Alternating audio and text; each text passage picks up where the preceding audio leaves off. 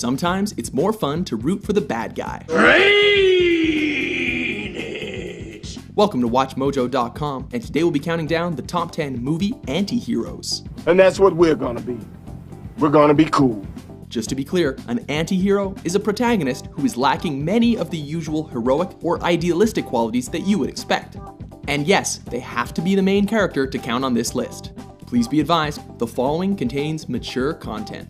Shit, Negro, that's all you had to say. Number 10, Daniel Plainview, There Will Be Blood. I see the worst in people, Henry. I don't need to look past seeing them to get all I need. Kicking off our list is the vile, Oscar award-winning character brought to life by Daniel Day-Lewis. A charismatic and ruthless oil prospector, Plainview is fueled in life by his hatred of others and intense desire to destroy his competition. I want no one else to succeed. Greedy and selfish, he isn't above stealing from the unsuspecting or even murdering the occasional friend. I drink your milkshake.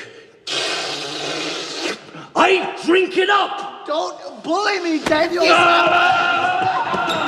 Number 9, William Foster, aka D. Fens, Falling Down. This depressed and stressed out anti-hero doesn't have a plan or objective. He simply abandons his car to the steamy LA traffic and goes for a walk. From there, Michael Douglas shows us just how fragile the mind of your average working class Joe can be. Feels good to exercise your rights, doesn't it?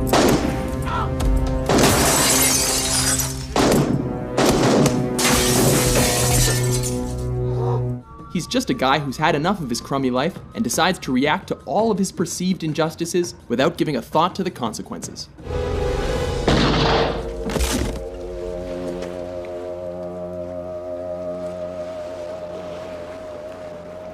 I would have got you. Number 8, Tony Montana, Scarface. Why don't you try sticking your head up your ass? See if it fits. This cultural icon, colorfully brought to the big screen by Al Pacino, isn't remotely close to your standard movie hero. A cocaine-snorting Cuban drug lord, he sets his sights on attaining absolute power, all while harboring some protective and rather incestuous desires towards his sister. Lacking basic morals and restraint, Montana was willing to step on countless so-called cockroaches for self-satisfaction. You wanna play rough? Okay. Uno. Say hello to my little friend! Number 7, Tyler Durden, Fight Club. It's only after we've lost everything that we're free to do anything. A unique entry on this list, Brad Pitt's anti-hero isn't just a major character, but he's also the other side of Edward Norton's split personality. This conversation is over. As the unrestricted id, he's a brutally free spirit that does monstrous things in the name of upsetting the status quo. This includes stealing human fat to make soap, running an underground fight club with 8 simple rules, and leveling buildings to reset the economy. Wow! Okay, you are now firing a gun at your imaginary friend near 400 gallons of nitroglycerin! Number 6, Bonnie and Clyde, Bonnie and Clyde. You're good. I ain't good, I'm the best. And modest. Based on the real-life criminals, Faye Dunaway and Warren Beatty kicked off an era in which moviegoers would root for the bad guys. These landmark anti-heroes represented the anti-authoritarian spirit of their time, and their journey involved all the things protagonists didn't do back in the day, including sex, crime, and murder.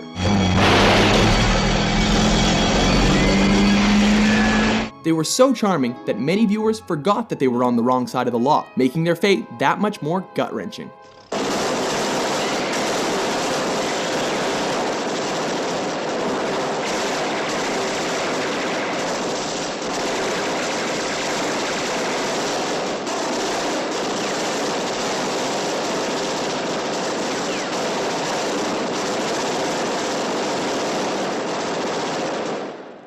Okay, now they're dead. Number 5, The Man with No Name, The Man with No Name trilogy. I don't think it's nice you laughing. Leave it to Clint Eastwood to take our pure cowboy hero image and spin it into a legendary badass. A cigar-chewing outlaw, this bandit in Gun for Hire is quick on the draw and never hesitates to break the rules and play dirty, bound only by an interest in his own survival and benefit. Well, for the most part, as he still finds it in his heart to do the right thing for those in need.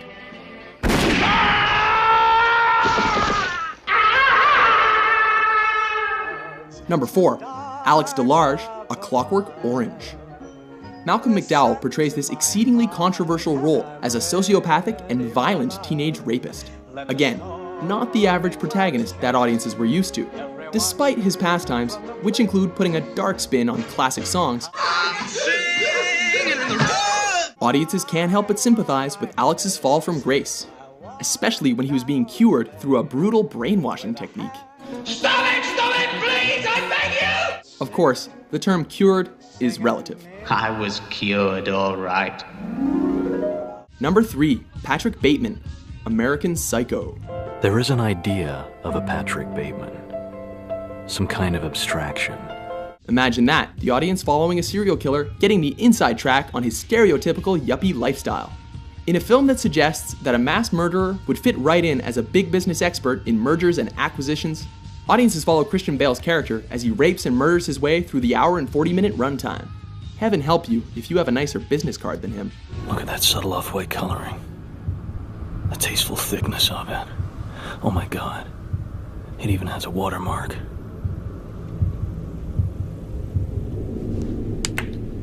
Something wrong, Patrick? Number 2. Michael Corleone, The Godfather. Fredo, you're my older brother, and I love you. But don't ever take sides with anyone against the family again. Ever. Next up is Al Pacino's Oscar-nominated performance as the favorite son of mafia head Don Vito Corleone. Originally wanting a crime-free life as a politician, he ended up embracing his darker calling when a competing crime family attempts to assassinate his father. Lusting for revenge, he discovers that dealing in death and crime is in his blood.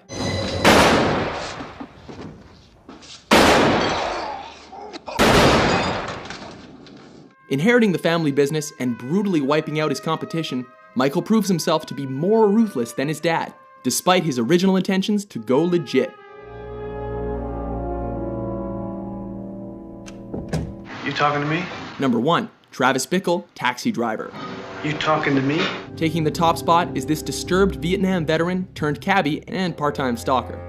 An unusual hero to say the least, De Niro's Oscar-nominated Bickle is a depressed, porn-loving loner who harbors fantasies about cleansing the streets of filth.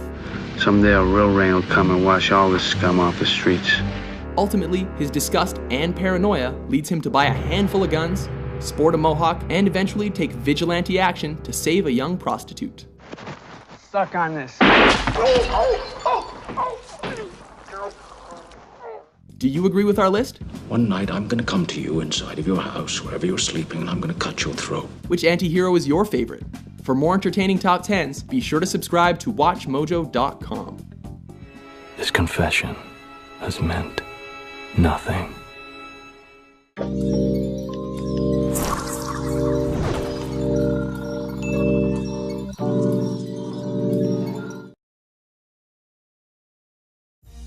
An enthusiastic and poignant monologue can become the most memorable moment in a film, even if it's being delivered by the bad guy. Well, in my book, you either do it right, or you get eliminated. Welcome to WatchMojo.com, and today we're counting down our picks for the top 10 movie villain monologues. We know everything. Then what's there to discuss, Dan? Before we begin, we publish new videos every day, so be sure to subscribe for more great content. For this list, we're looking at the best monologues given by characters that are considered the antagonist. Evil, actually. As such, we're not including anti-heroes on this list. The path of the righteous man is beset on all sides by the inequities of the selfish and the tyranny. Number 10. Raul Silva, Skyfall. Raul Silva is one of the more memorable villains of the Bond franchise. At least here there are no old ladies giving orders and no little gadgets. A former spy for MI6, Silva uses his smarts to seek revenge on M, and causes significant destruction on his path to doing so. But this is the scene where both James Bond and the audience first meet Silva. As he slowly walks towards the camera, Silva tells a gruesome anecdote about rats. They start eating each other until there are only two left. The monologue, brilliantly delivered by Javier Bardem, serves as a metaphor for Bond and Silva, as Silva blames M for turning the two agents against one another. It would seem that Bond has finally met his match. But now they don't eat coconut anymore. Now they only eat rat. Number 9. Colonel Nathan R. Jessup, A Few Good Men. Jack Nicholson is at his very best in this scene. You can't handle the truth! Nicholson's Colonel Jessup is on the witness stand during a court-martial trial following the death of Marine Private William Santiago. While you may not agree with Jessup's actions or philosophy, you can't deny the confidence and conviction he has in his beliefs. Jessup passionately defends his role on the so-called wall, and the job he does ensuring the existence of freedom. I have a greater responsibility than you can possibly fathom. It's this monologue that makes this film a classic, and one of the best courtroom dramas of all time. I'm gonna rip the eyes out of your head and piss in your dead skull! Number 8. Detective Alonzo Harris, Training Day. Denzel Washington won an Academy Award for Best Actor for his role as Detective Alonzo Harris in this film, and this monologue shows why. A selfish man and a corrupt cop, Harris is used to getting what he wants, until young patrol officer Jake Hoyt stands up to him.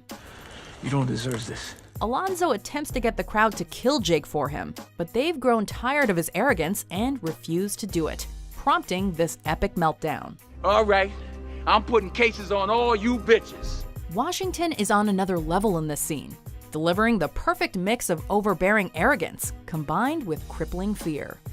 Shit, you can shoot me, but you can't kill me. Number 7. John Doe, 7. One of the things that makes 7 a truly terrifying film is the fact that we don't find out the identity or the motives of the killer until near the end. You're looking for me. Hey! Once we do, however, we wish we hadn't. Nothing wrong with a man taking pleasure in his work. In this brilliant but chilling monologue, John Doe, played by Kevin Spacey, reveals why he killed all those people. This is a man who dedicated his life to making money by lying with every breath that he could muster. At the core of this speech is our ignorance and our willingness to look the other way when someone does something terribly wrong. While we don't condone his actions by any means, it's a bit disturbing to think that he may actually have a point. Only in a world this shitty could you even try to say these were innocent people and keep a straight face. Number 6. Colonel Walter E. Kurtz, Apocalypse Now. Perhaps no speech captures the horrors of war better than this one. Horror has a face, and you must make a friend of horror. The scene is filmed brilliantly, as we only see Kurtz's shaved head poking out from the shadows. This puts the emphasis on his words, and what he says is truly terrifying. Delivered perfectly by Marlon Brando, Kurtz recounts a horrific experience he had after inoculating children with polio, which eventually sent him down the path towards insanity. He realizes that the perfect soldier is one who can kill without feeling any remorse. While we are repulsed by Kurtz's actions throughout the film, Brando's performance puts us right in his head. And I thought, my God, the genius of that. The genius. Number 5. Colonel Hans Landa, Inglourious Bastards. In classic Quentin Tarantino style, the opening scene of Inglourious Bastards slowly but surely moves from dialogue to terrible violence. This scene also introduces the main villain of the film, however, Colonel Hans Landa. Landa is entirely aware that Lapadite is hiding Jews under his floorboards, but he toys with him first, delivering an epic monologue explaining the reasoning behind the Germans' hatred for the Jews. If a rat were to scamper through your front door right now, would you greet it with hostility? With a lack of music throughout most of the scene, we're made to feel the uncomfortable silence. You're sheltering enemies of the state, are you not? Christoph Waltz won an Academy Award for his performance, and with a monologue like this, it's not hard to see why. Je vous dis adieu. Number 4. Roy Batty, Blade Runner. I've seen things you people wouldn't believe. Although this monologue is short, it's one of the most iconic speeches in cinematic history. Batty references events that the audience never got to see. And that's the point. With his impending death, these memories will be lost forever. Although Batty is the main villain of the film, his main purpose is to survive, something any person can relate to. And he fears that once he's died, he will be forgotten. Even more impressive is the fact that Rutger Hauer improvised the monologue on the spot, as it wasn't in the original script. Like tears in rain. Number 3. Calvin J. Candy, Django Unchained. In this intense Tarantino dinner scene, Calvin Candy, played to perfection by Leonardo DiCaprio, has discovered that Dr. Schultz and Django have come to take Broomhilda, Django's wife. Before revealing this information, however, he gives a lesson in phrenology, the study of skulls. Who's your little friend? Everyone listens with bated breath as Candy speaks calmly, but with a hint of threat behind his words. What makes this monologue even more impressive and more disturbing is that DiCaprio actually cuts his hand when he slams his fist on the table, and manages to use it to make the scene more dramatic than it already is. If you care to join me in the parlor, we will be serving white cake. Number 2. Dr. Hannibal Lecter, The Silence of the Lambs. Hannibal might be the one behind bars in this scene, but it's pretty clear who has all the power. A census taker once tried to test me. I ate his liver with some fava beans and a nice Chianti.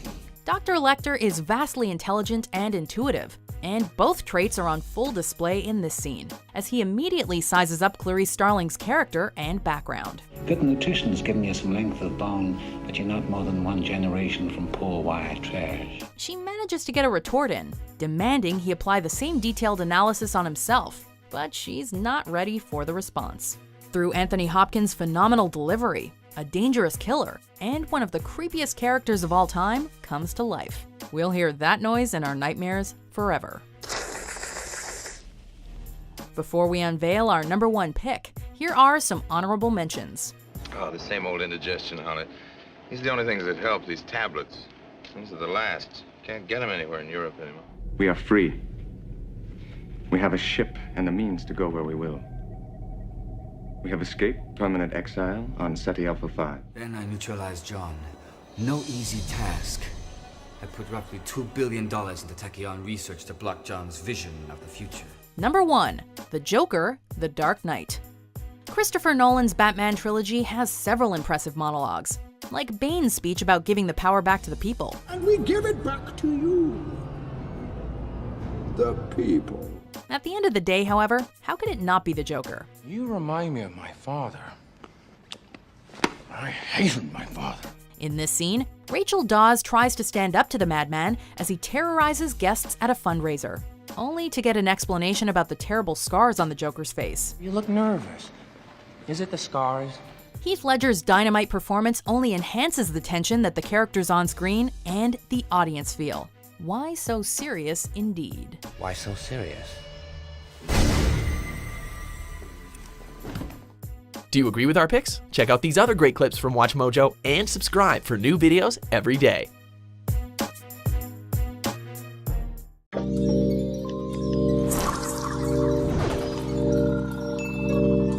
They're big, they're bad, and they're smarter than you.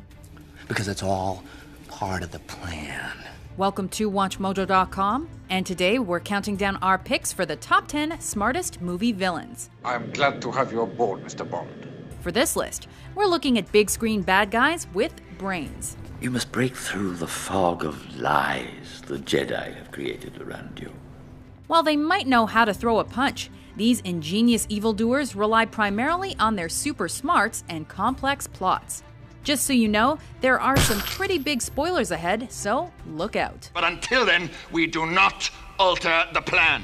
Number 10, Colonel Hans Landa, Inglourious Bastards. Well, I'm very familiar with you and your family.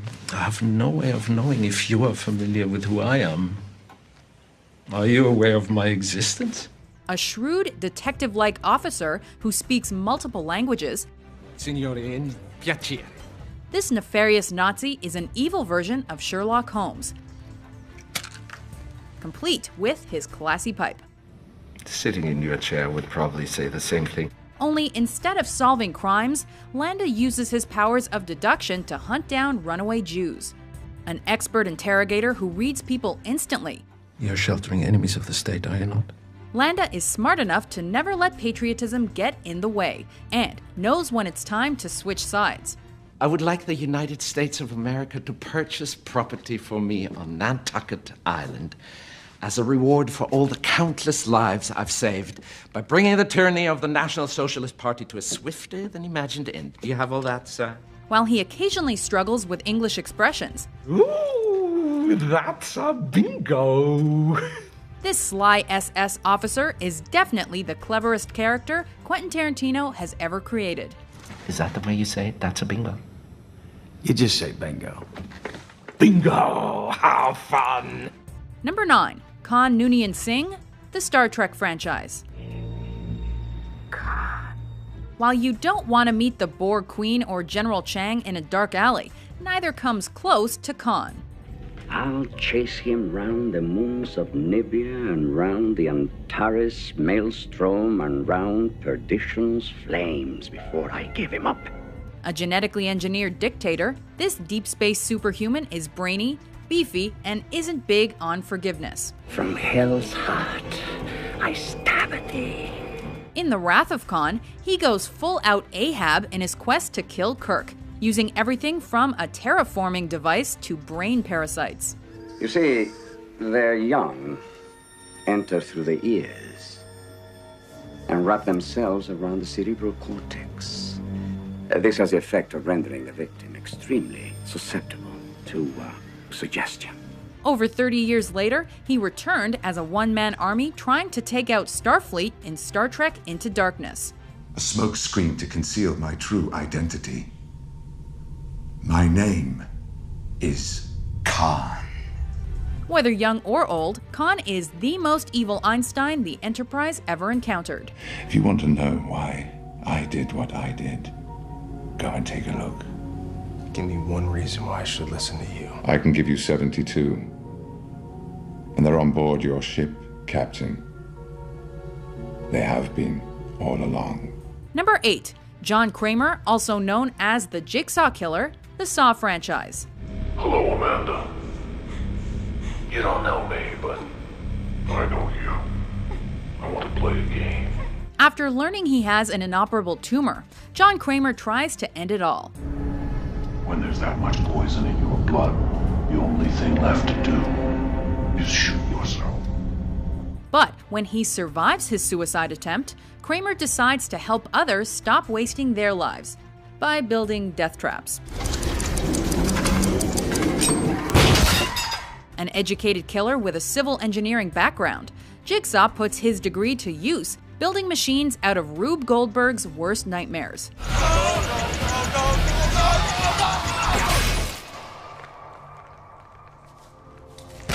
From razor wires to shotgun collars, Jigsaw's traps are sadistically clever, forcing victims to make life-changing decisions. That's a problem you're gonna have to solve before it's too late. And either you learn your lesson, or this crafty killer says, game over.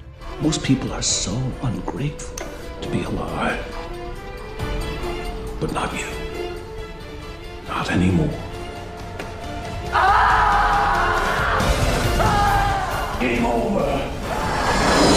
Number 7. Hans Gruber, Die Hard. Ladies and gentlemen. Impeccably dressed and incredibly suave, this cultured criminal killed as easily as he quoted classic literature. And when Alexander saw the breadth of his domain, he wept, for there were no more worlds to conquer. Leading a team of hackers and thieves, Hans Gruber planned on drilling into a high-tech vault and stealing $640 million in negotiable bearer bonds. And this German mastermind came prepared. With his heist planned to a T, Gruber masqueraded as a hostage-taking terrorist, conning the FBI into playing along with his elaborate scheme. Who said we were terrorists? If only a certain cowboy cop hadn't gotten a machine gun, this stylish supervillain would have gotten away clean. Do you really think you have a chance against us, Mr. Cowboy? Yippee-ki-yay, motherfucker. Number 6. The Joker, The Dark Knight. What do you believe in, huh? What do you believe in? I believe whatever doesn't kill you simply makes you stranger. In this superhero spectacle, Bruce Wayne is equipped with the latest crime-fighting gadgets and still has trouble outwitting the clown prince of crime.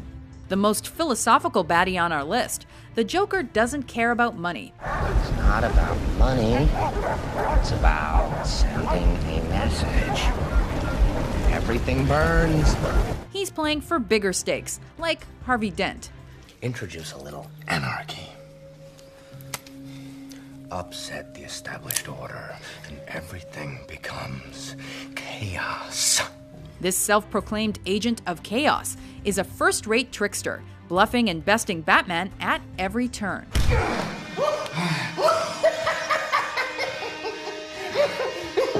You have nothing to threaten me with. While he hates making plans, this conniving crook is more than a match for the Caped Crusader. I took Gotham's White Knight, and I brought him down to our level. It wasn't hard. See, madness, as you know, is like gravity. All it takes is a little push. Number 5. Auric Goldfinger, Goldfinger. Do you expect me to talk? No, Mr. Bond, I expect you to die. James Bond has battled some fearsome foes, but none was as wily as Auric Goldfinger. Twice our paths have crossed. Let's leave it at that.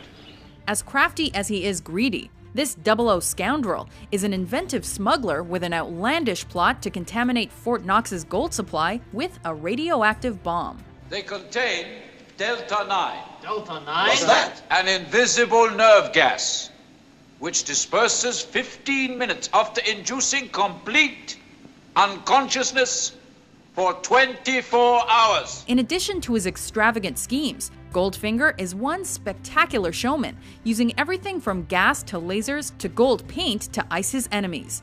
He might monologue occasionally, but this brilliant Bond baddie has certainly earned the right. This is gold, Mr. Bond. All my life I've been in love with its color, its brilliance. Number 4. Emperor Palpatine, The Star Wars Saga. Rise, my friend. Look up the word manipulative in the dictionary, and you'll find a picture of Emperor Palpatine. The son of Skywalker must not become a Jedi. He seems like an upstanding senator, but he's secretly the Dark Lord of the Sith. You will not stop me. Darth Vader will become more powerful than either of us. Strong in the dark side of the Force, as well as politics, Palpatine builds an army, declares himself emperor, and seduces Anakin Skywalker. And does all of this right under the nose of the Jedi. If you wish to become a complete and wise leader, you must embrace a larger view of the Force. Over 20 years later, he's still the smartest guy in the galaxy, tempting Luke and controlling Darth Vader, who's no intellectual slouch himself. What is thy bidding, my master? There is a great disturbance in the Force. I have felt it. Number 3. HAL 9000, 2001, A Space Odyssey. Good afternoon, Hal. How's everything going? Good afternoon, Mr. Raymer. Everything is going extremely well. He's efficient, effective, and super intelligent. Let me put it this way, Mr. Raymer. The 9000 series is the most reliable computer ever made. Unfortunately, he's losing his mind. Yes. It's puzzling. I don't think I've ever seen anything quite like this before. At first glance, HAL 9000 is the perfect choice to run a spaceship on its way to Jupiter. Hal, despite your enormous intellect, are you ever frustrated by your dependence on people to carry out actions? Not in the slightest bit. I enjoy working with people. But when he starts to malfunction, astronauts Dave Bowman and Frank Poole decide to shut him down. Unfortunately, Hal reads lips and starts killing off the crew.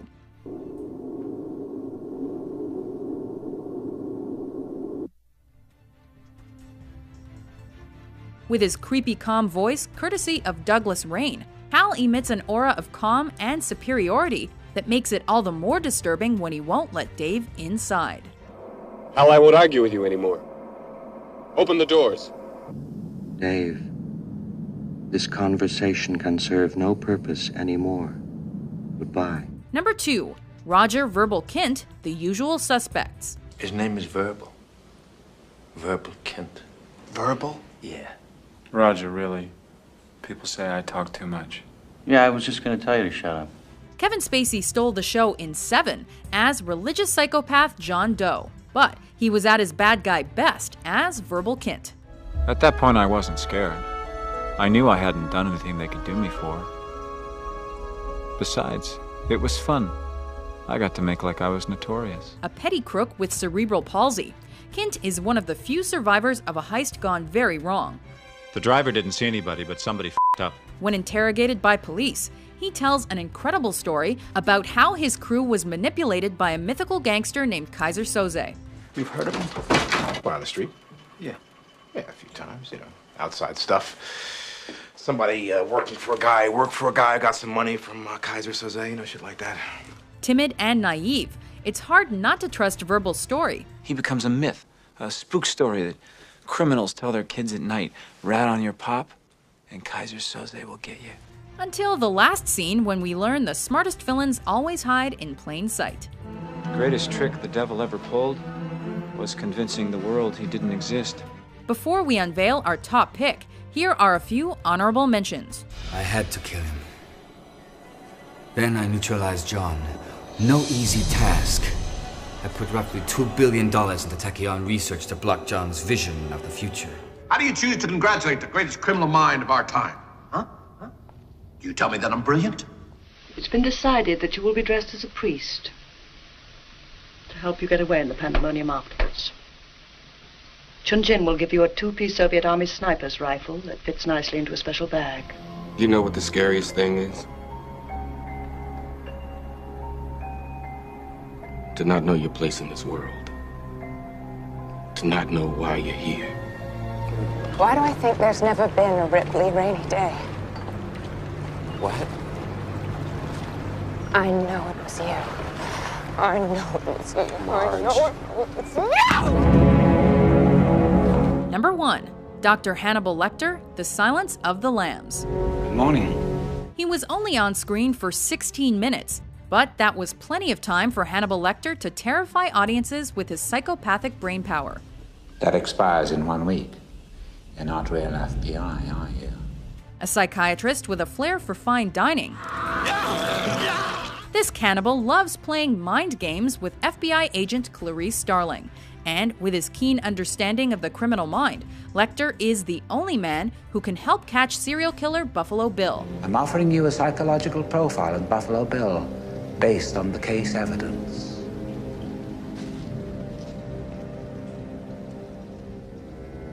I'll help you catch him, Clarice. But Hannibal's brilliance truly shines when he uses brains and brawn in one of the scariest jailbreaks in cinema history. Jesus Christ! Do you agree with our list? Who's your favorite smart movie villain? For more amazing top 10s published every day, be sure to subscribe to WatchMojo.com. You know what they say, if you can't stand the heat, get out of the tunnel.